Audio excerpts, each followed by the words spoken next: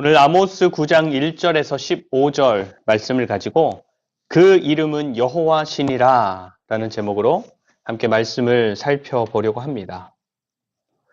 하나님께서 선지자들을 통해서 당신의 백성들에게 하나님의 뜻을 전하시는 방법들을 보면 여러 가지가 있는데 우선은 말씀이 있습니다.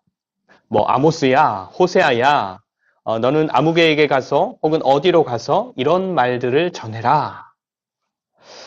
백성들의 삶을 지금까지 쭉 지켜보고 계셨던 하나님의 마음이 어떤 마음인지, 그래서 백성들을 향해서 어떤 뜻을 가지고 계시는지를 말씀으로 선지자들을 통해서 알리시는 것입니다. 그리고 두 번째는 선지자들의 삶을 통해서 혹은 어떤 특별한 행동을 통해서 메시지를 전하는 것입니다. 우리가 아모스에 앞서서 살펴봤던 호세아에게 그러셨죠. 당신의 구별된 백성 호세아에게 너는 음란한 여인을 아내로 맞아서 음란한 자식을 낳으라 하신 것입니다. 그리고 에스겔에게는 인분으로 피운 불에 떡을 구워서 먹으라 하시거나 백성들의 죄악을 네가 누워서 짊어지는데 왼쪽으로 누워서 390일, 오른쪽으로 누워서 40일 동안 북이스라엘과 남유다 백성들의 죄악을 짊어지라 하시는 그렇게 선지자들의 특별한 행동, 특별한 삶을 백성들에게 보이셔서 그것을 통해서 메시지를 전하시는 것입니다. 그리고 세 번째는 환상을 통해서 메시지를 전하시는 것인데, 물론 보여주신 환상들이 백성들에게 전해질 때는 말로써 전해지는 것이지만 선지자들이 하나님께 들은 말씀이 아니라 본 환상을 중계하듯이 선포하는 것이니까 좀 다르죠. 그래서 그 환상에 대해서 듣게 되는 백성들이 자기가 직접 본 것은 아니지만 본 것처럼 강렬하고 또 분명하게 또 정확하게 하나님의 뜻에 대해서 들을 수 있도록 전하시는 것입니다. 우리가 오늘 살펴보고 있는 아모스서 이제 마지막 말씀인데, 아모스서에도 하나님께서 보이신 환상이 나옵니다. 하나님께서 아모스에게 보이셔서 전하게 하신 환상은 5가지인데 7장에 메뚜기 재앙의 환상부터 시작해서 불로 징벌하는 환상, 다림줄 환상, 그리고 8장에 여름과일 한 광주리 환상, 그리고 오늘 9장에 제단, 성전의 제단 곁에서 말씀하시는 하나님에 대한 환상, 이렇게 5가지입니다. 각각의 다른 환상들이지만 그 환상들이 상징하는 바는 분명한데, 북이스라엘이 이제 끝났다. 모자라서 끝나고 못쓰게 되어서 끝났다.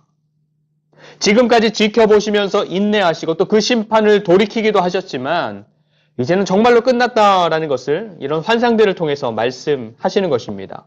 오늘 9장의 말씀도 그렇게 이어지는 맥락인데, 오늘 1절 말씀은 이렇게 시작합니다. 또 내가 보니, 그렇죠?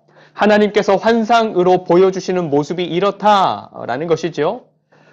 주께서 제단 곁에 서서 말씀하셨다. 그런데 그렇게 하나님께서 성전의 제단 곁에 서서 말씀하시는 말씀의 내용들이 어떤 내용들입니까? 기둥머리를 쳐서 문지방이 움직이게 하며 그것으로 부서져서 물이 사람들의 머리에 떨어지게 하라. 백성들이 찾아와서 하나님을 섬기고 하나님께 기도하고 제사하는 성전을, 그렇게 찾아와서 제물을 태워서 올려드리는 그 제단을 무너뜨리라. 혹은 무너뜨리겠다 하시는 것입니다. 여러분, 우리 하나님은 당신에게 속한 백성들에게 이것저것 많은 것을 이거 해라, 저거 해라, 이것도 가져와라, 저것도 가져와라, 이건 하지 마라, 많은 것들을 요구하신 것 같지만 사실 그렇지 않습니다. 전능하신 하나님은 우리가 없다고 해서, 또 우리가 돕지 않는다, 또 혹은 안 한다고 해서 아무것도 할 수 없는 그런 하나님이 아닙니다.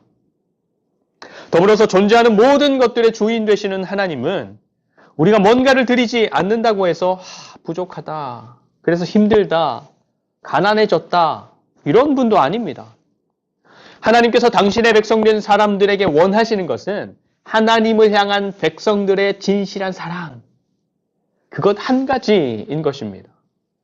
우리가 기억하는 다른 많은 용어들 많죠. 해라, 하지 말아라, 가져와라, 가져오지 말아라, 이런 명령들은 우리가 하나님을 사랑하는 자리로 갈 수 있도록 인도하는 가이드 같은 것들인 것이죠. 그래서 하나님을 진심으로 사랑하기에 성전에 와서 하나님께 제사 드리고 제물을 드려서 감사하고 기도하며 하나님을 의지하고 하나님을 진심으로 사랑하기에 내게 주어진 것들을 나누어서 형제를 돕고 다른 사람을 섬기고 배려하는 그런 사람들로 그런 하나님의 형상으로 살아가는 것을 그래서 진짜 행복을 누리는 나라가 되는 것 그것을 원하셨고 요구하셨던 것입니다. 그래서 하나님과 하나님의 백성이 만나는 곳 하나님과 하나님의 백성들이 서로 사랑하는 것의 중심이 되도록 하신 것이 바로 성전이고 그 성전에서 하나님을 향해서 드리는 사랑이 표현되는 것이 바로 제단인데 하나님께서 아모스에게 보이시는 오늘 말씀의 환상은 뭐라고 하시는 것입니까? 그런 제단과 그런 성전을 무너지게 하라. 무너뜨리겠다. 말씀하시는 것입니다. 물론 지금 솔로몬이 지었던 하나님의 성전도 그렇고 그 안에 있는 제단 역시도 남유다 땅에 있지만 지금 이 환상을 통해서 제단을 말씀하시고 성전을 말씀하시는 것은 북이스라엘의 왕과 백성들이 그들의 땅에서 하나님을 향해 드리는 제물이나 제사나 기도나 이런 모든 것들이 하나님 보시기에는 역겹다. 그래서 그런 모든 장소들이나 예식들이나 행위들이 무너져야 한다. 무너지는 것이 낫다. 라고 말씀하시는 것입니다.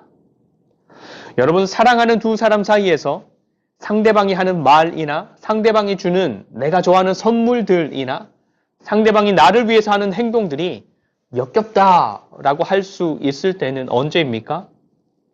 그 사람이 나를 향해서 막 폭언을 하거나 공격적인 행동을 할 때입니까? 아니면 나를 막 무시하거나 찾지도 않을 때입니까? 아닙니다. 그런 것보다는 나에게 사랑한다 하고 너밖에 없다 하고 좋은 선물들을 주면서 달콤한 말이나 좋은 물건들을 들고서 나에게 찾아오고 다가오지만 그것들이 다 거짓일 때 실제로는 다른 데 정신이 팔려 있으면서 말만 나한테 왔을 때만 그렇게 행동하는 그런 상대방이라는 것을 알았을 때 그 실체를 알았을 때 역겹다 이지 않겠습니까? 여러분 지금 하나님께서 아모스를 통해서 말씀하시는 이 때는 북이스라엘 나라가 전성기를 누리고 있던 시대 여로보암 2세가 통치하던 시대였습니다. 전에도 말씀드렸지만 여로보암 2세가 통치하던 시대는 다른 나라들과의 외교도 잘 되고 그래서 나라 안팎의 경제도 호황을 누리고 잃었던 땅들도 되찾으면서 나라의 힘이 나라의 부가 크기가 일어나고 그래서 전에 없었던 번영을 누리던 시대였습니다. 그런데 그런 나라가 드리는 재물 얼마나 귀하고 좋은 것들이었겠습니까? 그런 나라가 정비하고 관리하는 재단 얼마나 좋은 것들로 잘 꾸몄겠습니까?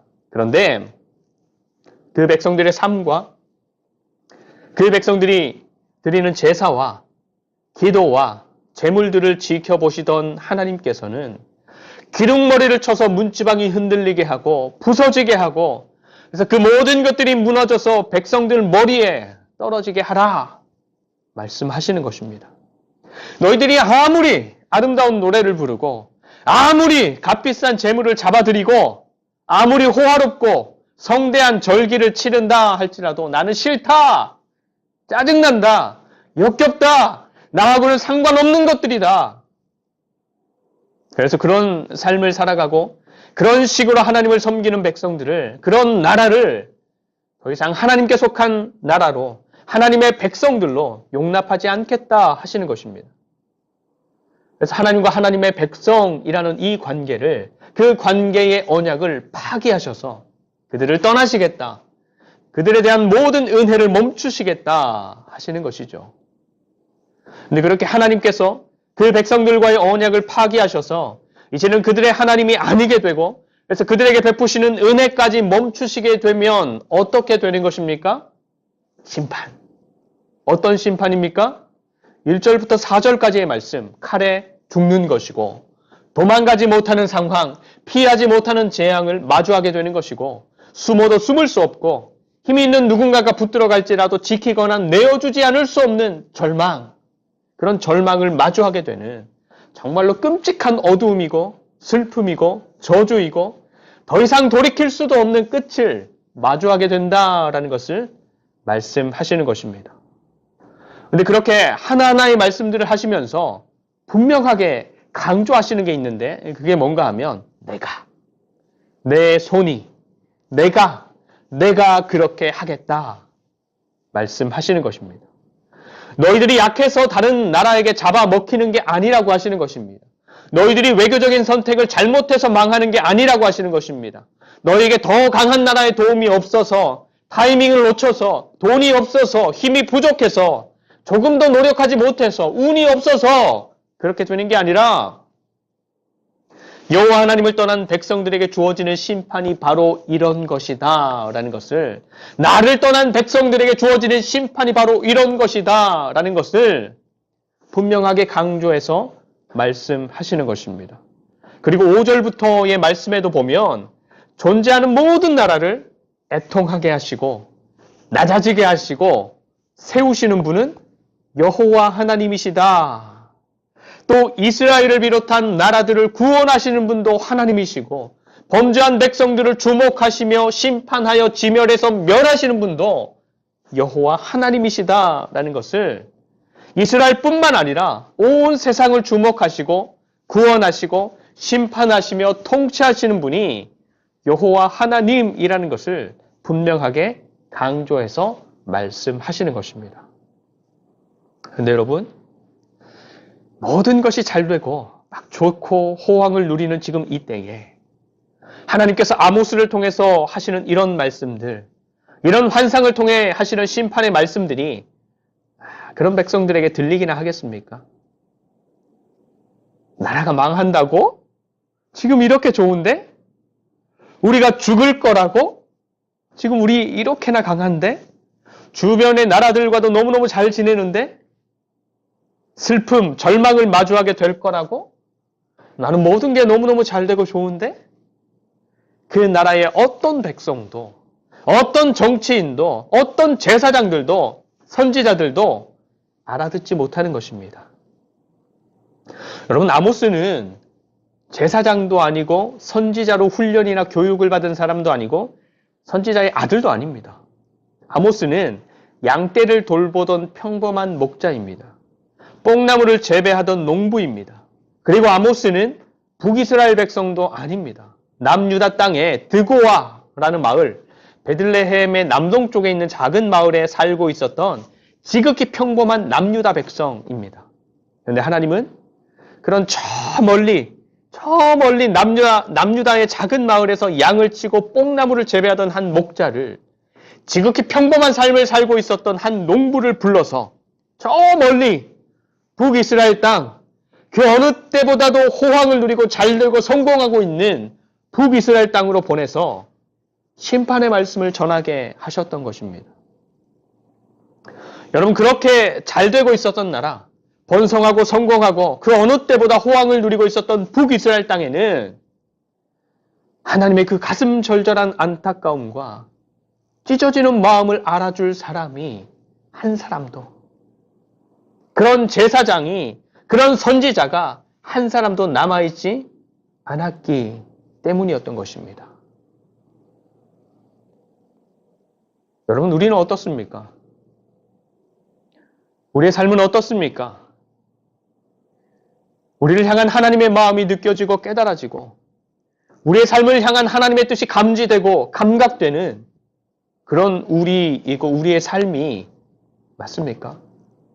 저 멀리 있는 드고와 목자가 아니더라도 하나님을 너무너무 사랑해서 그 뜻을 헤아려 잘 아는 다른 어떤 선지자나 제사장 누군가가 아니더라도 성령께서 하나님의 말씀인 성경을 통해서 나에게 하시는 말씀들, 나에게 품으신 뜻들을 묵상해서 알고 깨닫고 주변에 있는 사람들이나 여러 상황들을 통해서도 잘 분별하고 헤아리고 깨달은 대로 이루어가려고 애를 쓰는 그런 하나님의 백성들, 그런 하나님의 자녀들, 그런 하나님께 속한 사람들이 맞습니까? 그래서 하나님을 믿는 삶이 더해가면 더해갈수록 그 믿음의 깊이가 깊어져가는 삶이 지금 우리의 삶이 맞습니까? 하루가 지나고 이틀이 지나고 한 달이 지나고 1년이 지나고 그렇게 우리가 살아내는 삶의 시간이 쌓이면 쌓일수록 하나님을 향한 사랑이 진실해지고 그 사랑의 감동이 더해지고 그래서 하나님을 향한 우리의 삶을 통한 고백이 또 예배를 통한 고백이 더 아름답게 완성되어 가는 것이 맞습니까? 여러분, 여러분의 삶에서 우리 하나님은, 우리를 구원하신 하나님은 얼마나 가까이 계십니까? 하나님은 아무리 도망가더라도 피할 수 없는 절망, 어떤 대단한 사람이라도 숨을 수 없고 버텨낼 수 없는 재앙 같은 심판을 당신께서 선택한 백성들에게도 망설이지 않고 분명하게 말씀하셔서 선언하십니다.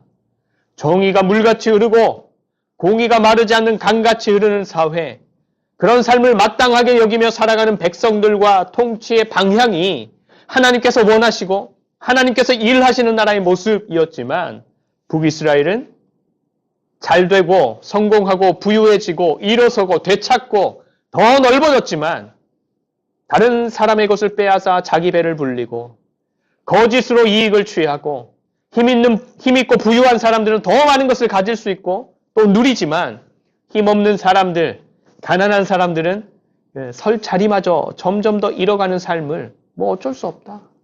당연한 것 아닌가?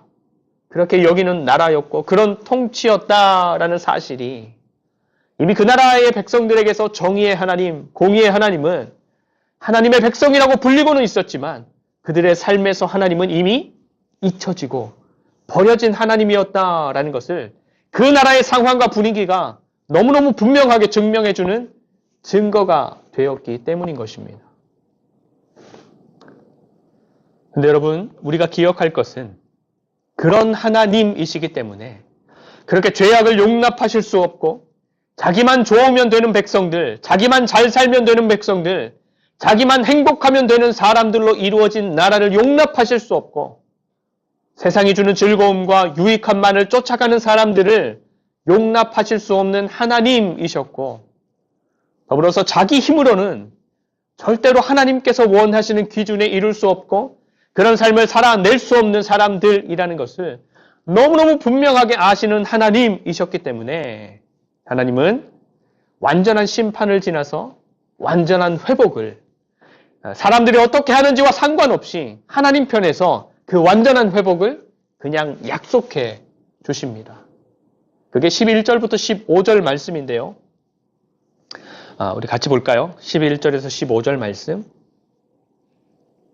그날에 내가 다윗의 무너진 장막을 일으키고 그것들의 틈을 막으며 그 허물어진 것을 일으켜서 옛적과 같이 세우고 그들이 에돔의 남은 자와 내 이름으로 일컫는 만국을 기업으로 얻게 하리라.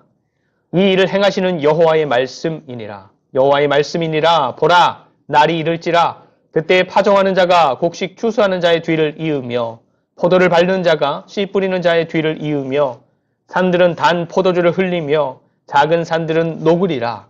내가 내 백성 이스라엘이 사로잡힌 것을 돌이키리니 그들이 황폐한 성읍을 건축하여 거주하며 포도원들을 가꾸고 그 포도주를 마시며 과원들을 만들고 그 열매를 먹으리라.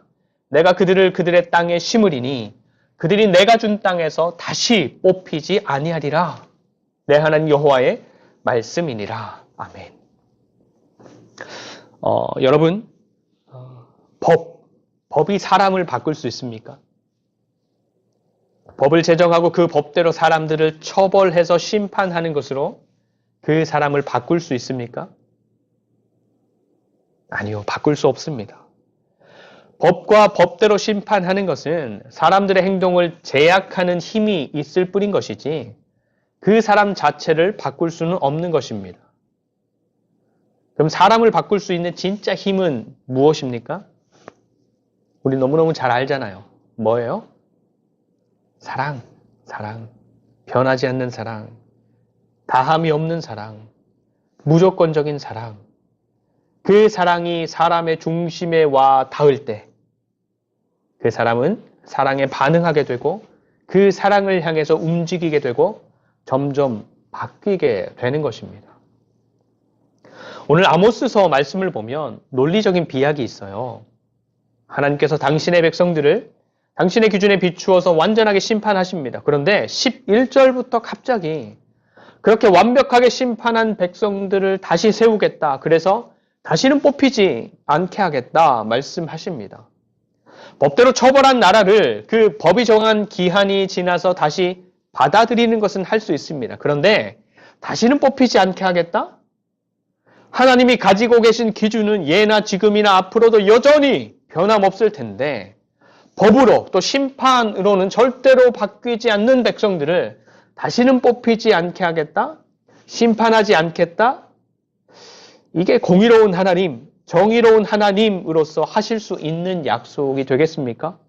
사람들이 어떻게 할 줄 알고 사람들의 뭘 믿고서 그런 약속을 하실 수 있습니까? 그렇죠? 여전히 악한 본성을 지닌 사람들이고 여전히 법을 벗어나거나 사람들 안 볼 때는 뭐 피해가고 이용할 줄만 아는 사람들이고 여전히 하나님을 거스르는 것을 밥 먹듯이 하는 사람들인데 그렇죠? 근데 우리는 알고 있습니다. 하나님의 철저한 심판이 하나님의 완벽한 회복의 약속으로 있을 수 없는 비약을 이룰 수 있었던 것은 우리를 너무너무 사랑하기에 우리를 향한 하나님의 철저한 심판을 우리를 대신해서 온전하게 그 몸으로 받아내신 예수 그리스도께서 있으셨기 때문인 것입니다. 그래서 그 예수 그리스도를 주님으로 인정하고 그 삶으로 받아들이는 사람, 그 안에 거하는 사람은 하나님께서 예수님을 통해서 먼저 보이신 그 사랑에 반응하게 되고 그 사랑을 향해서 움직여가고 변화되어 가기에 다시는 뽑히지 않는 마지막 날을 마주하겠지만 그렇지 않은 사람들은 마지막에 있을 하나님의 철저한 심판을 피할 수 없고 그것으로부터 숨을 수도 또 도망갈 수도 없고 그 어떤 능력이나 권세로도 막아낼 수 없는 것입니다. 여러분, 하나님이 여러분을 사랑하십니다. 뭐가 잘나고 잘해서가 아니라 여러분이기에 사랑하십니다. 누군가로부터 사랑받는다라는 것은 정말로 기쁨을 주는 것 같습니다. 나를 인정해주고 귀하게 여겨주고 존중해주고 아껴주고 지켜주고 사랑해주고 언제나 변함없이 여전히 나에게로 흐르는 그 사랑이 나로 하여금 다시 살게 하고 다시 걷게 하고 어려움을 견뎌내는 힘이 되고 삶에 기쁨을 주는 것이죠. 혼란하고 캄캄했던 나라의 정국이 이제 뭔가를 시작해 볼 수 있는 디딤돌 정도를 디디게 된 것 같습니다. 앞으로도 더 많은 사람들의 수고가 필요할 것이고 어쩌면 지금부터가 더 치열한 싸움을 싸우게 되는 것인지도 모르겠습니다.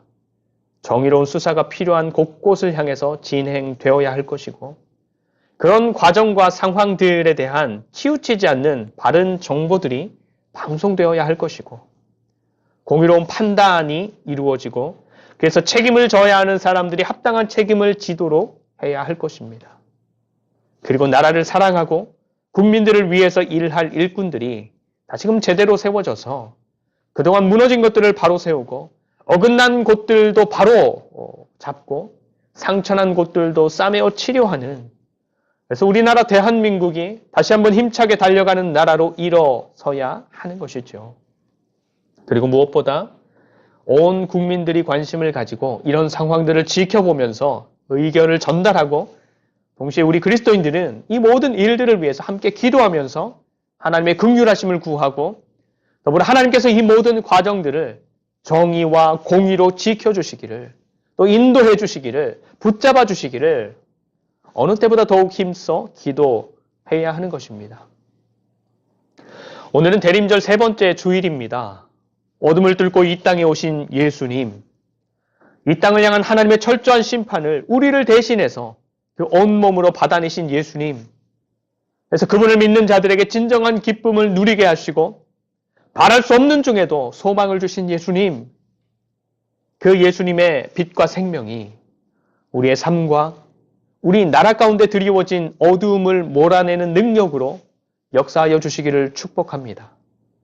더불어서 하나님께서 아모스를 통해서 하나님의 백성된 나라에 선포하셨던 것처럼 정의가 물같이 흐르고 공의가 마르지 않는 강같이 이 민족의 곳곳의 영역들에 흐르게 되고, 그래서 그 안에서 나라의 일부분으로 살아간 우리의 삶이 평화롭고 소망이 있고 또 사랑과 기쁨이 누려지는 삶으로 세워져 갈 수 있게 되기를 간절히 축원드립니다.